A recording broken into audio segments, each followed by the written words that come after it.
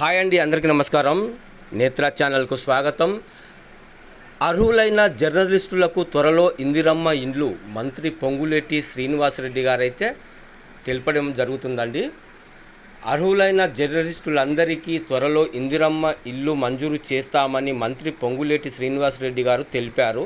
గ్రామీణ ప్రాంతాల్లో నిరుపేదలైన విలేకరులు వృత్తి నిర్వహణలో చనిపోయిన వారి కుటుంబాలకు అత్యంత ప్రాధాన్యం ఇస్తామని పేర్కొన్నారు.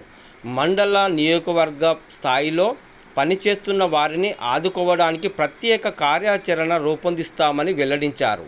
విధి నిర్వహణలో చనిపోయిన జర్నలిస్టుల కుటుంబాలకు నెలవారీ పెన్షన్, అనారోగ్యం ప్రమాదాలకు గురై అచేతన స్థితిలో ఉన్న వారికి మంత్రి శుక్రవారం హైదరాబాద్ నాంపల్లిలోని మీడియా అకాడమీ కార్యాలయంలో ఆర్థిక సహాయం అందజేశారు.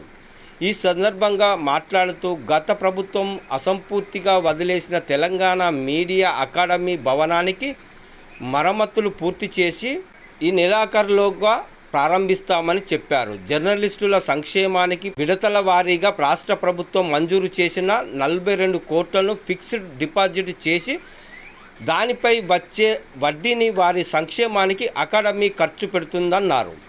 మరణించిన జర్నలిస్టుల కుటుంబాలకు చెందిన 597 మందికి 1 లక్ష ఆర్థిక సహాయంతో పాటు 5 ఏళ్ల వరకు నెలకు 3,000 చొప్పున పెన్షన్ అందజేస్తున్నామని చెప్పారు. వారి పిల్లలకు ట్యూషన్ ఫీజుల కింద 1 నుంచి 10వ తరగతి వరకు చదివే వారికి నెలకు 1,000 చొప్పున గరిష్టంగా 2 అందిస్తున్నామన్నారు.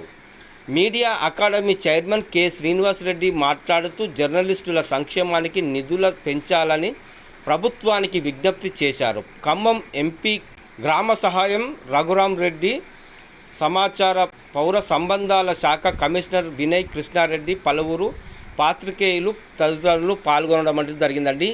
ఈరోజు వచ్చిన ఒక ప్రముఖ దినపత్రికలో ఆధారంగా ఈ వీడియో అనేది ఉన్నదండి. అయితే అర్హులైన జర్నలిస్టుకు త్వరలోనే ఇండ్లు అనేది మంజూరు చేస్తారని అయితే మంత్రి పొంగులేటి శ్రీనివాసరెడ్డి గారు తెలియజేయడం అంటూ జరిగిందండి. ఓకే.